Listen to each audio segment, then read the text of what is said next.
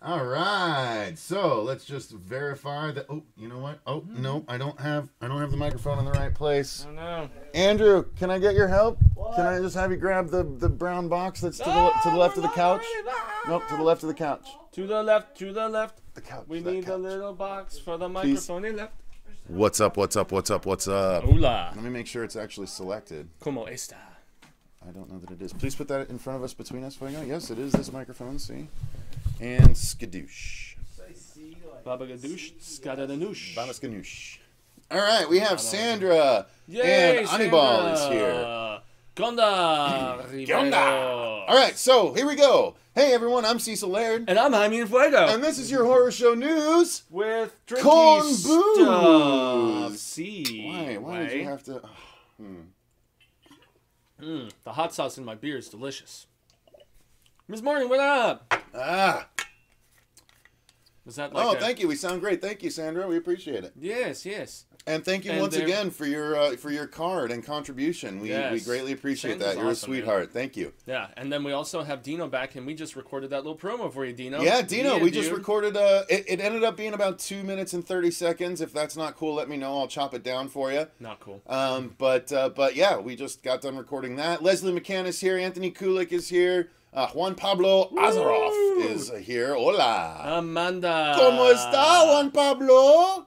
She's pumping And gas. then- Amanda is pumping gas right now. Y'all go live right when I'm pumping gas. she's Oh, on, yeah. She's on her way to Shreveport, the land of the True Bloods.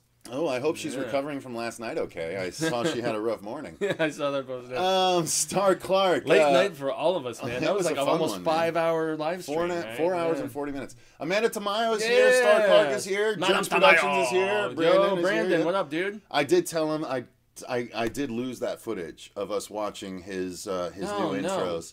Oh. But let's just tell him together. How much did we enjoy that? I told him, but you tell him. Oh, it was awesome, dude. The fact that it had that like VHS tape like quality Tracking. to it. It was awesome. Yeah. Awesome. All right, so Chase Smith is here. He says, "I am here. You may begin." Okay, well, let's do that then. Wet Paint Pictures is here as well. Is that you again, Cody? I don't know. Is it ever anyone except Cody? I love watching that dude. Like they're doing work on that Jason movie constantly, and I love seeing it. All right, so here we go. Fuego. Story number one. Story number Wait, one. can I do story number one since Sure. story number two is right up your alley? Yeah. All right, you do. I'll do 1 and 4. You do 2 and 3. How's that sound? I'm not number 2. Number 2. All right. So apparently, one of my favorite horror books series of all time. Me too.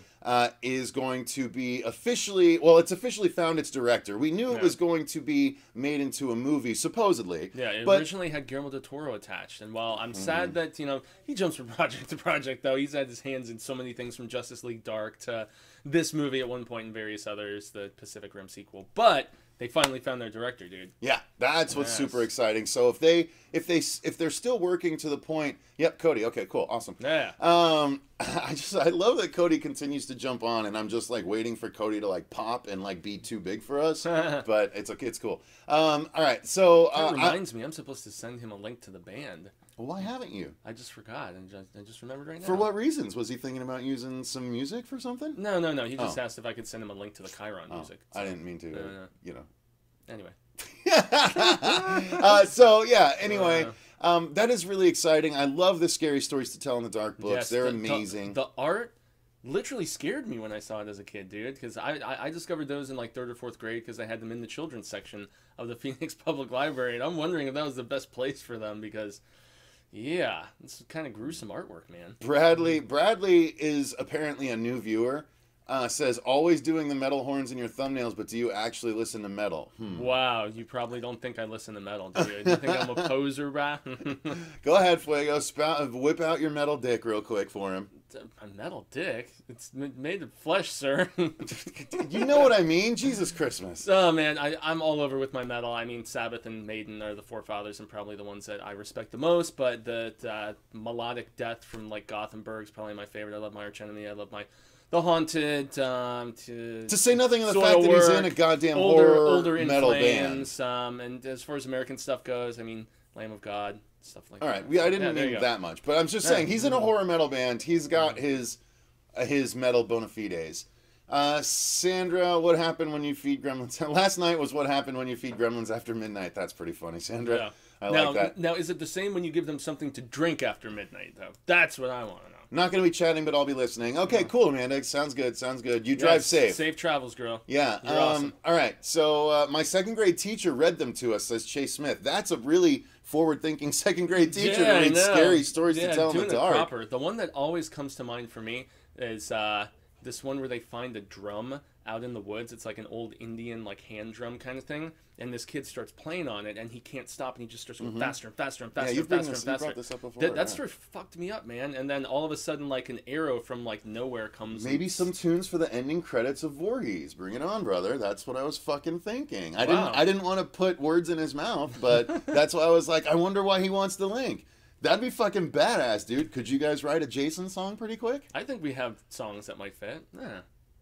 Or you could tailor-make one something for him. Yes, I mean, that might be nice. Well, original music for Voorhees. We have 13 tracks for the current album, and me and Onak have already started writing stuff for the second record at this point. I'm just like, slow down, dude. We got to get through the first record first. Write a Voorhees track, dude. That'd be badass. Let me get in on the writing of that. I want to help out. I want to help. I'm helping. I want to do something for Voorhees. God damn it. So anyway, okay, I'm going to the comments too much. Fuego, let's jump into the second story. Well, I just didn't mention who the director was. And that's what gets me really excited about this, because Kevin Ketchy even mentioned it during the live stream. So the director that they found is André Øvredal. He's Norwegian. He's the guy who directed Troll Hunter and Autopsy of Jane Doe. So that's the guy who is going to be doing this Scary Stories to Tell in the Dark movie. And that just gets me supremely excited. And it's being written by the duo that did the Lego movie. So I mean, you've got good chops on the writing side. You've got a very visually stylistic horror director behind it. I haven't seen Troll Hunter, but I loved Autopsy of Jane Doe. I know you did a review of Troll Hunter early in the channel's cycle, right? Troll Hunter, we do have a review on the channel.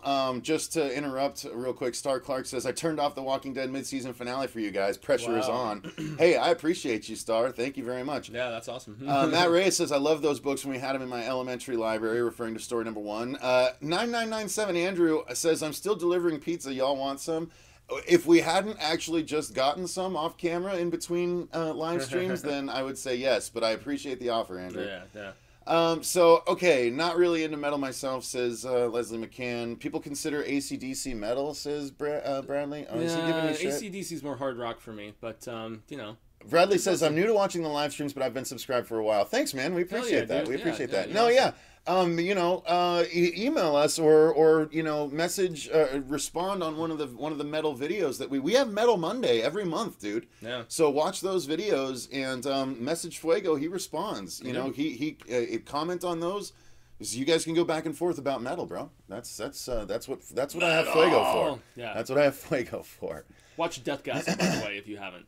All right. Deathgasm's amazing. So, did you start the second story yet? I did not. I just wanted to mention the director, the fact that the Troll Hunter Autopsy of Jane Doe guy is directing it, and it's being written by the team behind the Lego movie, which surprised the hell out of me as far as how sharp and, you know, witty and just, They were doing the Star Wars movie, but they are no longer. Well, those were the directors, Lord and Miller. Yeah, these are the two guys who wrote the Lego movie. Okay. Gotcha. Yeah. Sith Lord! Sith Lord! Wow, how excited are you for Thursday, Sith Lord? Holy shnikes. Oh, my God. Anyway, second story is the fact that after murmurings for so long about a remake of Pet Sematary, we even reported on it on the news a couple different times, but it's really, really happening this time because Paramount has set a date for the Pet Sematary remake. It's coming out on the 19th. Stephen King fans. It's coming out on April 19th, 2019. That's kind of funny, if you ask me. But the team behind a movie that I think is supremely underrated in the last few years of horror, it's called Starry Eyes. It was directed by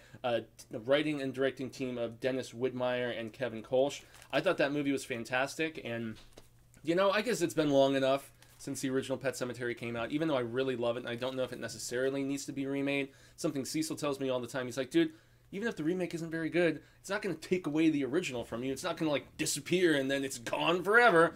So, talented, young, you know, hungry filmmakers. I know Josh Boone, the same guy who was doing The New Mutants, and he's trying to do Revival in the Stand. He was trying to do Pet Sematary at one point. Even Andy Muschietti, who just did It, expressed interest in doing Pet Sematary. But Paramount's like, nope, Stephen King is so popular now, we got to fast-track this shit. And so So it's actually happening, though, which is exciting for me, and I'm cautiously optimistic. What about you?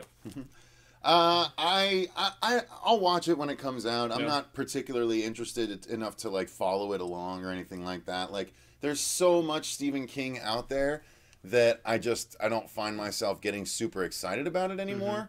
But it doesn't make me any less interested, if you know what I mean. Yeah, Like, yeah. I'm still very interested to watch it, but I'm not like so crazy about it that I'm like gonna be like, oh yes, please get it to me. Yes, sir. Can I have another? Please, Yeah. sir. I want some more. I'll watch it when it comes out, but Yeah. I'm not super pumped. Can't be as bad as Pet Sematary 2 with Eddie Furlong. I like Eddie Furlong. I do But too. whatever. That movie though, Pet Sematary 2. I've been wanting to do a Hail to Stephen King video where I talk about the unnecessary sequels that they made to Stephen King movies and stuff like that. That's going to be maybe sometime next year. But Thank you, Cody. If you're interested, I can send you the link of where you can get a Venom tie. So Ashtastic on Etsy. SEW Ashtastic. Let's see. look what Chase has to say there. I will counter what Cecil says about remakes with, it takes away money and talent that could be used for Get Out or something original. Yeah, okay. That's a well, good point, assume I guess. yeah, but that's bullshit because then that a whole bunch of other steps have to happen first. They have to select a script like that first, and then they have to run with it. Look, the point is, people don't. Not a lot of people. Not every new venture, not every original venture is a fucking Get Out. Some original ventures are fucking The Darkness. The Darkness, yeah, or the fucking Zack Snyder's The other side of the second door. movie, that stupid chicks in an asylum movie. Like, Oh, you know, yeah, there's just Sucker Punch. Sucker Punch. because it's an original property doesn't automatically make it a Get Out. That's a bullshit argument. It just is. Bullshit artist. There's more chance for a new Get Out, sure, but there's absolutely no reason why we shouldn't attempt a remake so that a whole new generation of people can enjoy a lore that we have, because say all you want that they can just watch the old ones. The point is, they're going to be like me.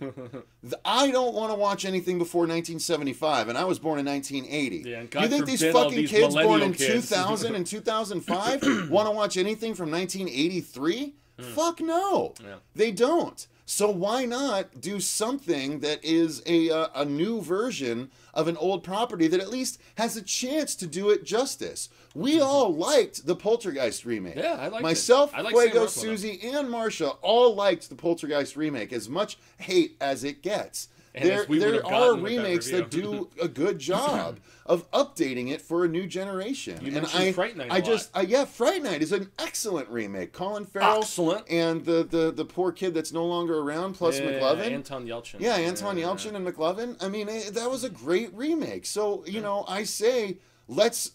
I don't mind more remakes coming if we get the occasional good remake. That's fine.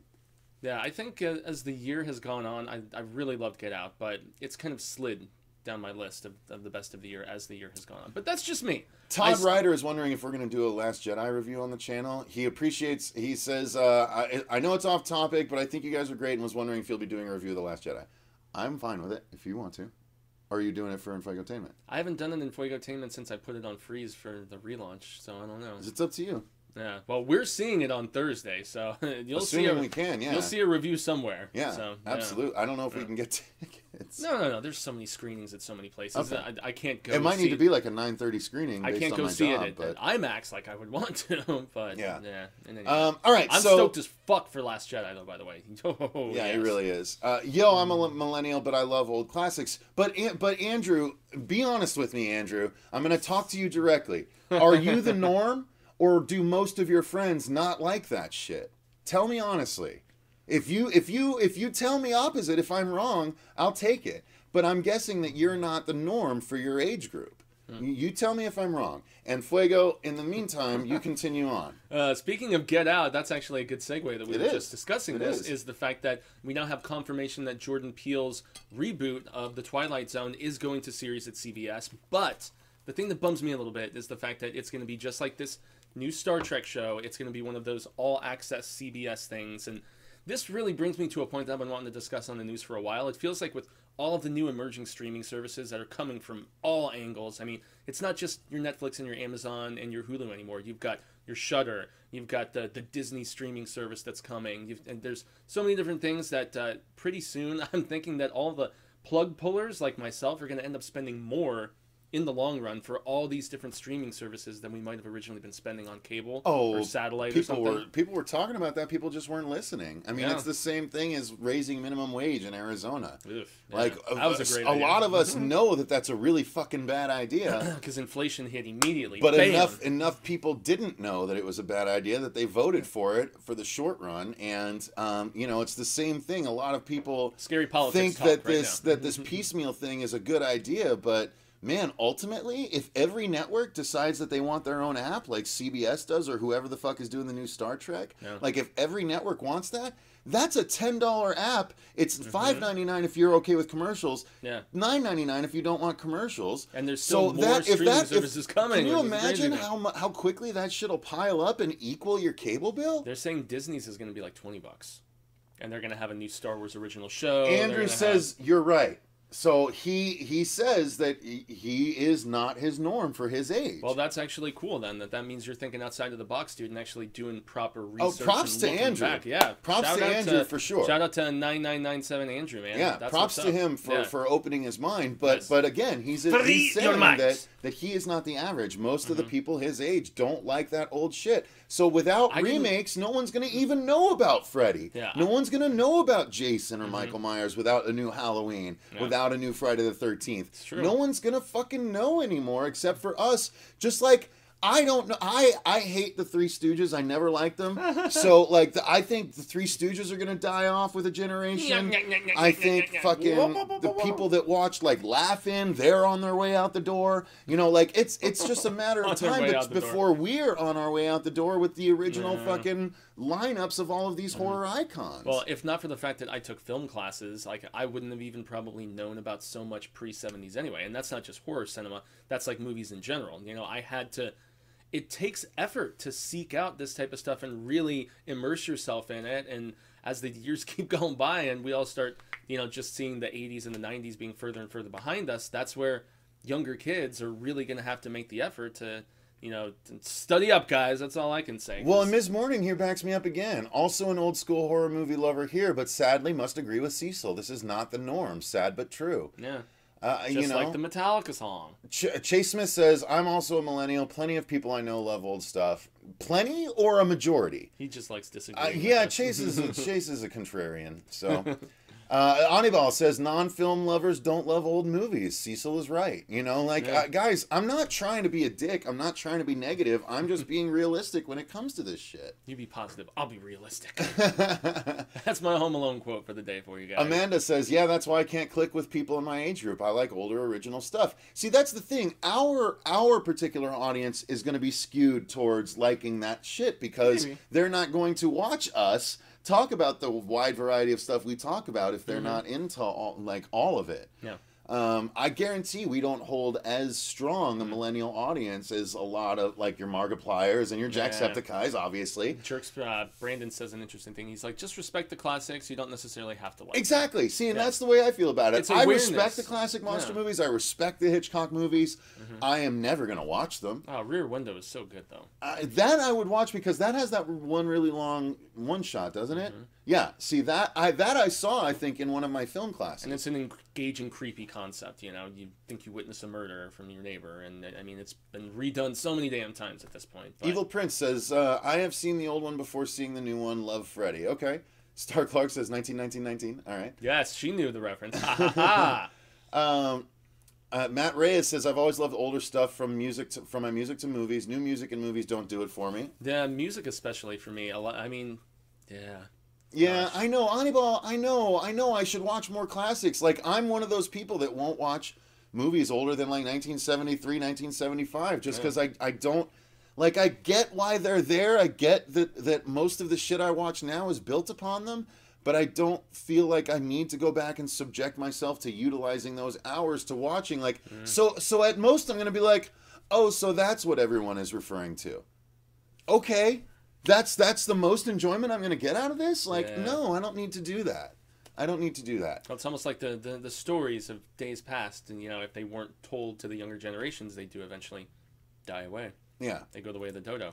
So, did we finish story number 3? Yeah, we did. Okay. Yeah. Can I do story number 4? Yeah, you can do story number 4 because All right. I know this was a movie you were quite excited about. Indeed. Yeah. We went and saw the new Victor Crowley Hatchet 4 movie during the Victor Crowley Slaughters America tour or whatever, something like that. Yeah, it is the 4th in the Hatchet series.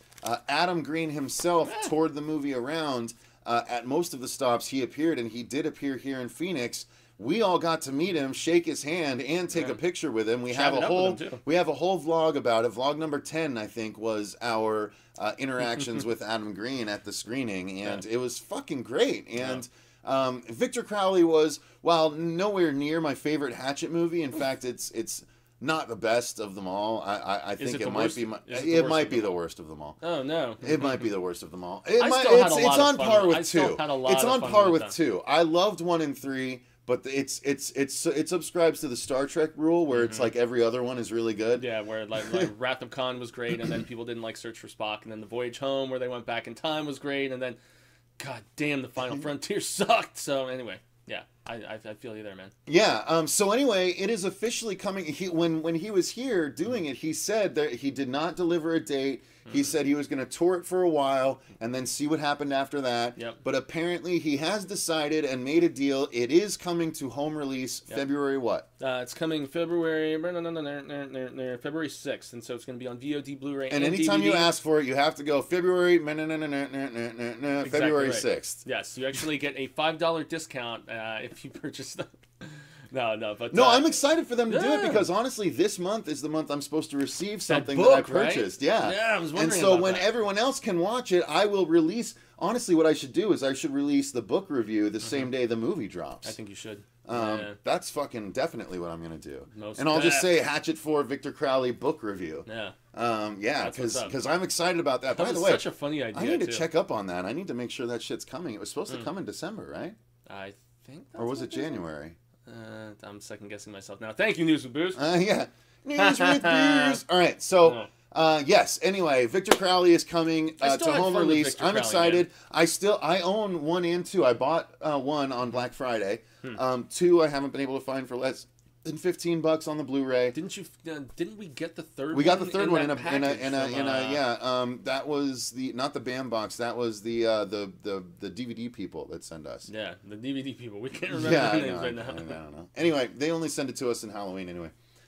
Anibal says, can't wait for the It Blu-ray with the deleted and extended scenes. I'm just pissed off. Does that It Blu-ray come with the deleted and extended scenes? It does come with the deleted and extended scenes, but not the director's cut. Not the director's cut, which means that since Andy and his sister, his producing partner, mentioned that there is. I did see the Crowley tour shirt. I do want one. Yeah, Brandon. Yeah, sorry. Go ahead. No. It's frustrating for me because they're gonna double dip us. It's a great birthday present for your resident horror showrunner. Yeah. 4X. Yeah. There you go. They're going to double dip on it, though, and that really bums me out because everybody is going to buy this original DVD, and then probably in another 6 months or maybe closer to the release of, the part 2 or chapter 2 or whatever they're calling it, they're going to put out that director's cut. Sorry, Andrew just popped up behind a couch. Like, Andrew, come say hi. Andrew is here. Andrew is here right now. You whack job. I haven't forgotten that remake, Liev Schreiber? I want to say Liev Schreiber? Liv Schreiber. There he is. Yeah, Schreiber. It's they'll see him in a second.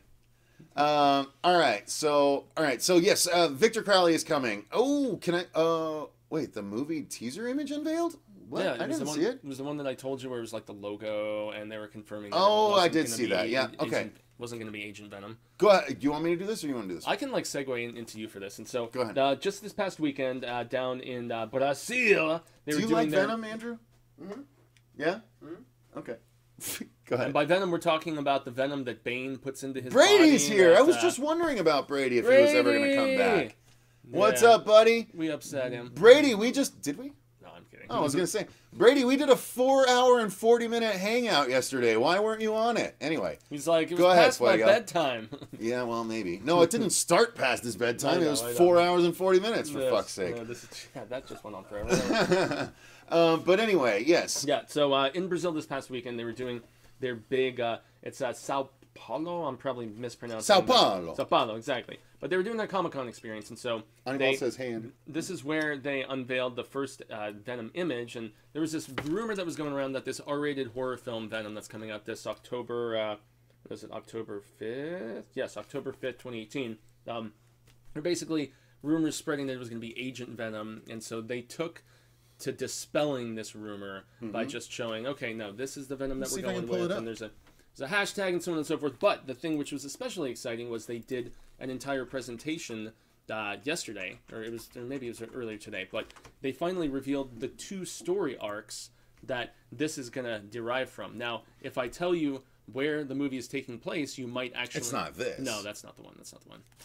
But if I tell you where the film is taking place, you might actually know which of the 2 story arcs it's doing. The movie is taking place in San Francisco, and that's because there is Venom story arc called Lethal Protector.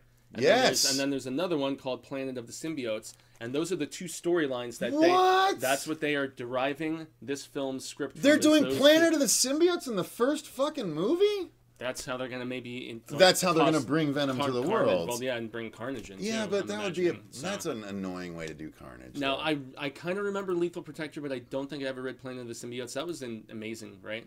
It was in the it was an annual. They did annuals. They did an annual of Web of Spider-Man, an annual of Spider-Man, an annual of Amazing Spider-Man, and an annual of Venom, and all 4 crossed over in a big double-sized story. And that was after it ended with a gigantic, like, King Kong-sized Carnage. Jesus, that's what it ended with. And that was after Maximum Clonage, I want to say, right? Yeah, way after Maximum. After Maximum Carnage, not after Maximum Clonage. Okay. It was before Maximum Clonage. Okay, Maximum Carnage, that one I obviously remember too. That was early 90s. But so yeah, we have some details about the storyline, and if I remember, Lethal Protector was where like he has Lethal Protector was the very first. It's like a truce with Peter Parker, and he relocates from New York to San Francisco. Yes, right? After Amazing Spider-Man number 375, he makes an uneven truce. Now I'm gonna have to pull that up. Hang on.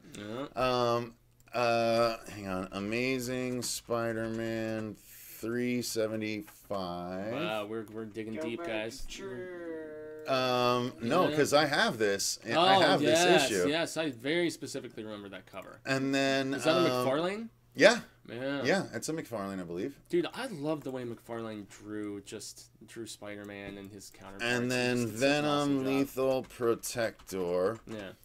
And this was in Venom's own book, if I remember correctly. Yeah. This was the first of a long series of miniseries that they did with Venom. So hang on, let me pull it up for everyone. Do it. And wait, where did Eps to be done, I think? Yep, okay. So I need to change this to see what it looks like. Yep. Mercer's going incognito. Alright, so this is the logo for the movie, right? Yes, that's the first like teaser logo of sorts that they put out, and they debuted that at the con this past weekend. So this is what they released with the movie, which is definitely different from Agent Venom, and the comic book that I was talking about. So Venom reached an uneasy truce with Spider-Man in this book, which is Amazing Spider-Man number 375. Yeah, wasn't he like, if you don't continue committing crimes or something, I'll just like leave you alone? Yeah, he's like, you don't kill people and I'll leave you alone. Yeah, and he said, and he's like, deal. Like they have this awesome handshake, and then and finally it launched into this, which was the very first issue of Venom's own series, Venom Lethal Protector. Yeah. And I have every issue that Venom has ever appeared in, ever. Except for a few Guardians of the Galaxy issues from like 2 years ago. Because, really? He was in those? Yeah, Agent Venom was fucking in Guardians of the Galaxy for a while. It was Flash, ridiculous. Right? Yeah, it was Flash. Yeah. But anyway, this is the Venom that they are trying to reach onto, and that makes me super excited, you guys. Yeah, and I thought it would, which is why I wanted you to Hell yeah. some insight about this. So yeah, and the fact Carnage is going to be the main bad guy, Edward D. And it's going to be R-rated, which I'm especially excited about. So are you, Mr. Mercer, excited at the prospect of this R-rated Venom film? Yeah. Yeah, I'm actually pretty excited for it. I don't know. I think they figured out that they can do R-rated. That's cool. Comic book stuff like that. Thank you to Logan and Deadpool for that, I suppose, right? Yep. And I don't know. I think Venom is a good that story arc is a good one to make dark because I don't know, when you use Carnage and just the way that their powers are used, it's not to knock people down or trap people. It's to hurt people, kill them, slice them up. Carnage was a serial killer, if I remember correctly. 100%. Yeah, he started killing his own father.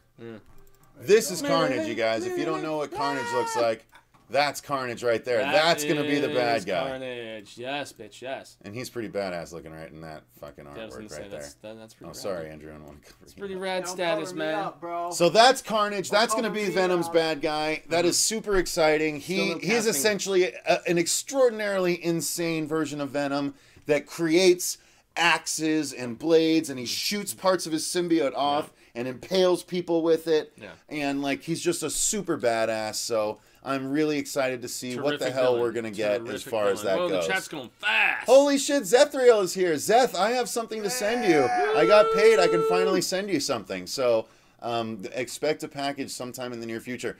Rubber Soul says Carnage for the win. Sucker Punch's Spider-Man game looks dope. I still remember playing Maximum Carnage, that video game on Dude, I love that Super game. Nintendo. I love that game. I love that, and I love the Death and Return of Superman game on Super Nintendo too. Both of them were exactly the same.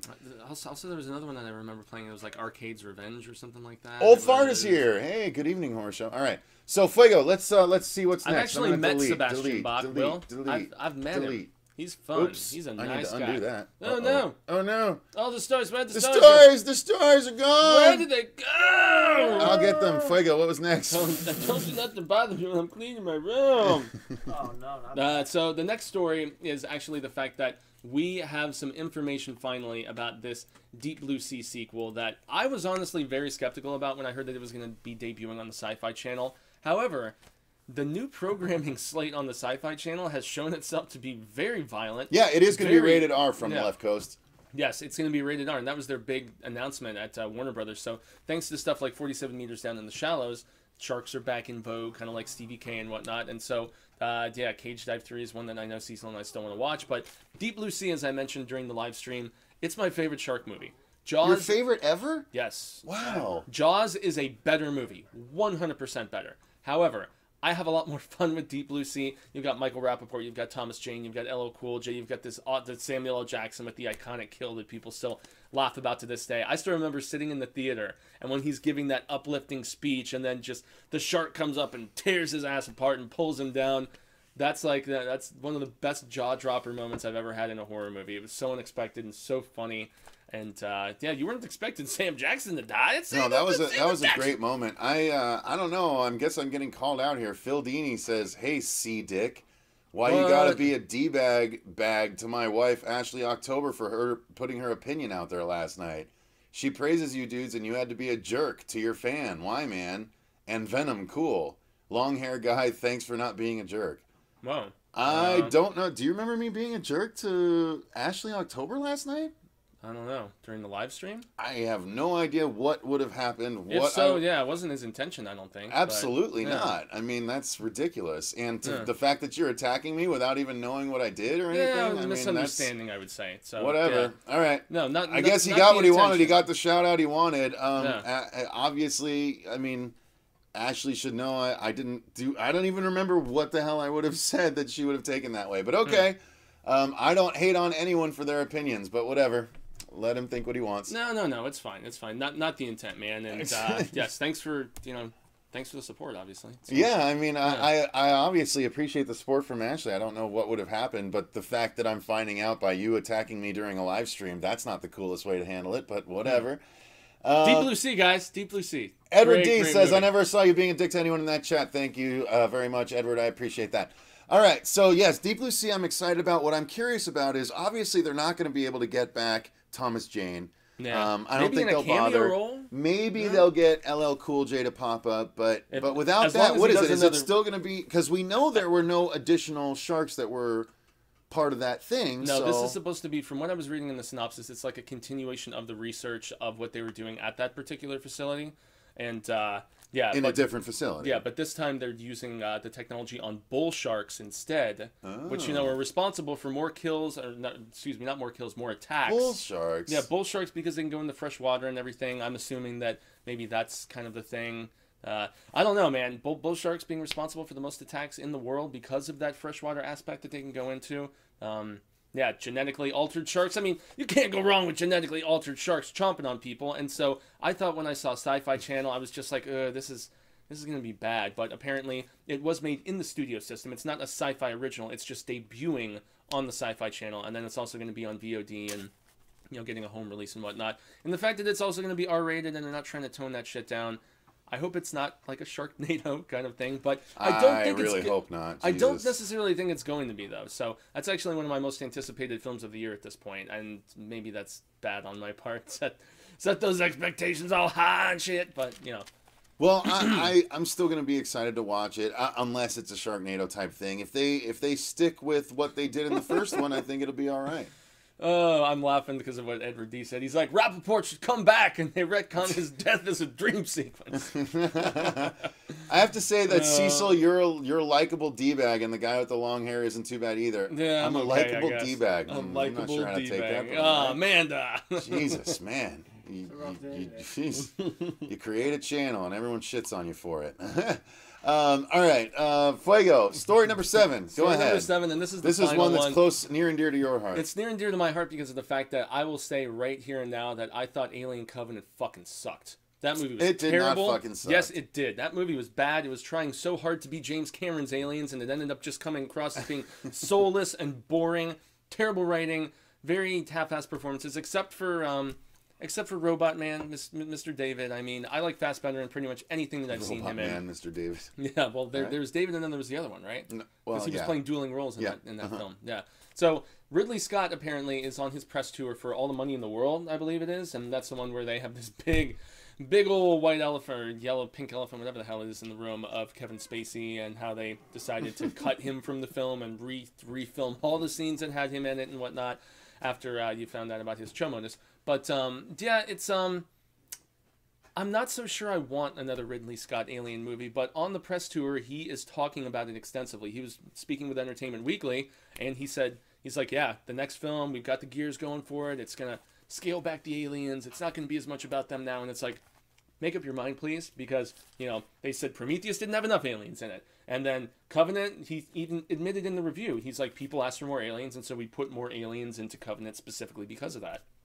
Everyone's saying Covenant definitely sucks. I don't know. I did not like it. It wasn't great, but it wasn't bad. I mean, it wasn't like on the level of like a direct-to-DVD Hellraiser movie or anything like that. Well, of course, but the Aliens franchise sets a very high standard for me. I mean, I feel like in some ways this was not too much better than Requiem. Honestly. Well, maybe not. Because Requiem had some good kills and some good practical. This had nothing but CGI aliens and all this stuff, and it felt like it was very deliberately trying to be something that it wasn't, and that just bummed me out, because I actually really liked Prometheus, where Prometheus did something innovative and tried to, branch off and do something different. This one imitated and tried so much to... It felt like fan service to me, but very poorly executed fan service. Despite being a beautiful-looking movie, Ridley Scott is not going to make a bad-looking movie, but I had such problems with the script, but... On his press tour, he's like, yeah, a third one is happening. It's going to focus predominantly on David. And after all the, Blade Runner stuff, I just rewatched Blade Runner this past year, and I hadn't watched it since film school like 12 years ago. And it's an amazing film. And 2049 was an amazing film. Not quite as good, but still really good. And it just kind of shows that Ridley Scott, even since the original Alien with the evil, synthetic that was on that ship in the first film, he has always had this fascination with AI and with just when it gets to a human level and the potential corruption and stuff like that. And I'm not reading the comments. I'm just railing off. So I'm having fun with the comments. I'm sure you are. All right. So Star Clark says, now that you're here, I repeat, Legend needs to be redone as a horror fairy tale so he can stick it to the executive who said something. Higher, burning fire, making music like a choir. Let's see. He's responding to Amanda. Where's Amanda's comment? Which Amanda? Channel Sundown or Tamayo? Tamayo, yeah. No, sea creature shark movies not that into. Oh, those are my favorite kind of creatures. Aquatic creatures scare the shit out of me way more than pretty much anything else. He says the ocean scares me. So. Oh, because she was saying she's not into those movies. From Left Coast says, I'm not into watching some white guys talking horror, but here I am. LOL.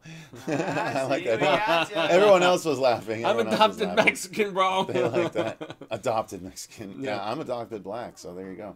Well, there you go. The one thing I didn't mention about Deep Blue Sea is it's being Deep Blue Sea 2 is being directed by the guy who... I don't drink, but I'll enjoy a weed soda. Gotta love living in a green state. Good for you, man. Yeah, you're lucky, bro. We didn't pass it. It was like what 48, 52. Yeah, of course we didn't pass close. So close.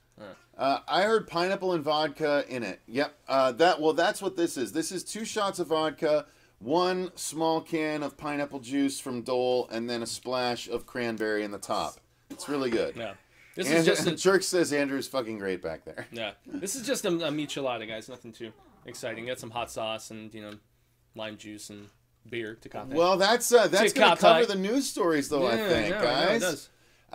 Fuego and I have to go because we have to get some more trailer reactions done. I have to edit over a little video to send to Dino. Damn, we've got 33 people watching. I know. Crazy.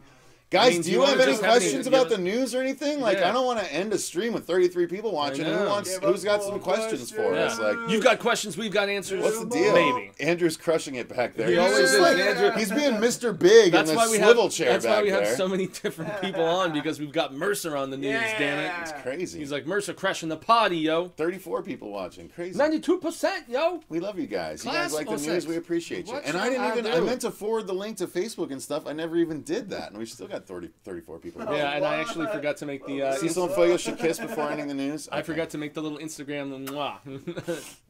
Of course it's fucking Will that says that.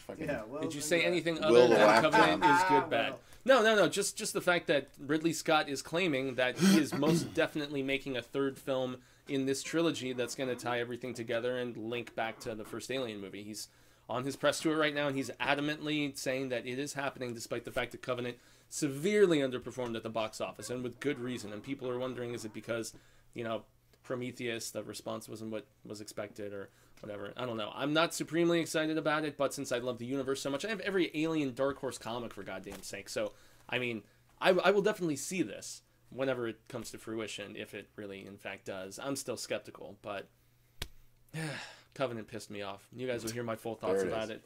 Later on, when we do our year-end stream here in a couple of weeks. Zeth, I do plan to watch Dark when Brittany and I finish Punisher and The Magicians. Then we're going to watch Dark. The Magicians is a lot of fun, though. We're enjoying the shit out of that show. Really? Not exactly horror, but whatever. All right, guys. Thank you, guys. Glass finished filming this week. Are you guys looking forward to it? Yes. Actually, I am. Right. I didn't realize it was finished filming already. Yeah, Holy shit. It was a potential news story. I thought about it, but just wrapping filming isn't the biggest bit of news to me. But no, I'm so excited for that film, dude. I mean, Day of the Dead Bloodline is a trailer reaction we're gonna do when we hang up here. Sorry, I'm getting tired. It's a long fucking day. Fuck you. Hey. Please wish my boyfriend Brian a happy birthday. Met him 25 years ago at a screening of Nightmare 6, says Todd Ryder. That's all right. Up, that's awesome. Todd and his boyfriend Brian. Happy birthday. I love it. Yes. I love it. All right. Happy birthday. All right. Cool. Happy birthday to Brian. You can't have the villain fuck the princess? What? That's what Star said. I like Andrew and I are like, what? All right, so yes, exactly. The German show, yeah, Dark. Yep, I'm intending to watch it. Yeah, that was the one that we did the trailer reaction for. Yep. It's Netflix, right? Dark is an awesome show. Yeah. All right. Oh, do a video for Dino's channel. Already done. Yeah. Thank you very much. We're staying a step ahead, y'all. All right, guys. So we're gonna go ahead and call it there. Matt says that we need a name for the horror show fans, like when Arsenio. I know, we do. Yeah. I don't know what to. Like the only thing that came to my mind a long time ago was the horror shites, but I think that doesn't quite. That's not what we want at all. The horror shites. I know. No, what you guys tell us. You guys should name yourselves. Yeah. What do we want to call you guys? I always say they're supporters. They're not fans. I mean, we just love. No, they're not fans. They're friends. No, we don't have fans. We have friends. Indeed. Yes. Following. Well, and that's what this is. This is my shot glass, guys. My shot glass rocks. Yeah. Well, this is a Ashley October is here. Hey, Ashley. Ashley, hey, really, I apologize if I made you feel bad last night somehow. Your boy got on and reamed me here on the live stream, and I don't even know what I did. So if I did, I apologize. For shame, Cecil. For I shame. was streaming for 4 hours and 40 minutes and drinking the whole time. So you have to forgive. Yeah. If anything, totally unintentional. The Horribillies. Okay. The horror. I love the Losers Cubs. What about Losers Cubs instead of Losers Clubs? Losers Cubs. No, that's too. That's too. That's so on the nose. I like Horribillies. Horribillies isn't bad. I'm thinking of Squidbillies suddenly after. Zeth says Horribillies is a good one. I kind of like Horribillies. But I think we could do better. The Horror Heads. That's not bad. I mean, let's see. Dope Shot Glass. Yeah, it is. Isn't it? Yeah. We should be called Victims. Unfortunately, unfortunately, one of we don't have fans. We have victims. Well, unfortunately, one of my favorite bands, and I'm going to lose all my metal cred right now, is the Killers, and the Killers fan club. The Killers fan club is called the Victims. So there you go. No. All right. Well, I've been forgiven. That's good. That's nice. No, thanks for entertaining, guys. Shreveport. We supremely. Y'all have a good one. No. As I probably don't say enough, we supremely appreciate all of you guys. It's a badass community, and it really is. Lots of insight and fun that we always get to share together. So we really appreciate you. For real, we really do, guys. In the words of Pac, you all appreciate it. Don't need a squad name. Let's all think about it for a while. Let's take the week, rack our brains. We can come back together. I still love you guys forever. We love you too, Ashley. Yeah. All right. Well, thank you guys very much for joining us. The horror community or the horror universe. How about the Scareverse? The Scareverse. I'm gonna think about it. Let me think about it. Let me put my writer's brain to writer's brain, not writer's brain. My writer's brain to good use, and I'll figure it out. News with boost. So thank you guys very much for watching. Yes. Until next time, I've been Cecil Laird. I'm Andrew Mercer. I'm Jaime Fuego. And remember, stay scared. All of our victims out there. All of our victims out there. I love